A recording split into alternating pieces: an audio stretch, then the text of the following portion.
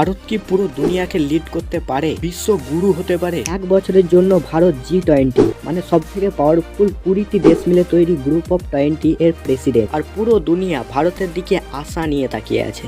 চলুন আজ সহজে বুঝে নিই এই G20 আসলে কি, আর 2023 সাল আমাদের জন্য কেন এত ইম্পর্টেন্ট। ভিডিওটি খুবই ইন্টারেস্টিং হতে চলেছে, তাই ভিডিওটি পুরোটা দেখুন আর বন্ধুদের সাথে শেয়ার করুন।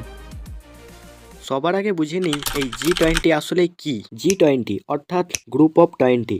G20 পৃথিবীর এমন 20টি দেশের গ্রুপ যা পৃথিবীর 60% পপুলেশনকে রিপ্রেজেন্ট করে। এই 20টি দেশ পৃথিবীর প্রায় 75% ট্রেড করে।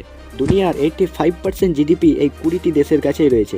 রাইট নাও G20-তে এই সমস্ত দেশগুলি রয়েছে। আপনি চাইলে ভিডিওটি পজ করে পড়তে পারেন। ডিসেম্বর 2022 থেকে এক বছরের জন্য ভারত G20 এর প্রেসিডেন্ট হয়েছে।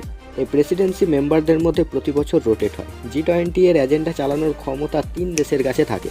পাস্ট প্রেসিডেন্ট যে ছিল ইন্দোনেশিয়া, প্রেজেন্ট প্রেসিডেন্ট যা এখন ইন্ডিয়া, আর ফিউচার প্রেসিডেন্ট যা হবে ব্রাজিল। এখন বুঝে নিই এই G20 এর কেন প্রয়োজন ছিল। G20 এর আগে এই দেশগুলির আরও একটি গ্রুপ ছিল যেটাকে G7 বলা হতো। এখানে কিছু ডেভেলপ দেশের নাম ছিল, কিন্তু হয়েছিল এমন যে ওয়েস্টার্ন দেশ কেবল নিজেদের ইন্টারেস্টের ব্যাপারে জানে, কেবল নিজেদের ইকোনমিকে বোঝে।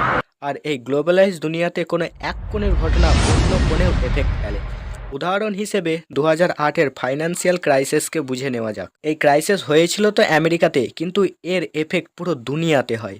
সেরকমই 1997-এ সাউথ ইস্ট এশিয়াতে যে ফাইন্যান্সিয়াল ক্রাইসিস হয়েছিল, যার শুরু তো থাইল্যান্ডে হয়েছিল এবং সেটা পুরো এশিয়াতে ছড়িয়ে পড়ে। সুতরাং 1997-তে G7-এর মতো G20ও এস্টাবলিশ হয়েছিল, কেননা G7-এর দেশগুলো বুঝতে পারে যে অন্যান্য দেশের কোঅপারেশন দরকার। কিন্তু ওয়ার্ল্ড লিডার 2008-এর ফাইন্যান্সিয়াল ক্রাইসিসের পর থেকে একে সিরিয়াসলি নিতে শুরু করে এবং তারপর থেকে বিভিন্ন দেশ একত্রিত হয় এবং আলাপ আলোচনা শুরু করে।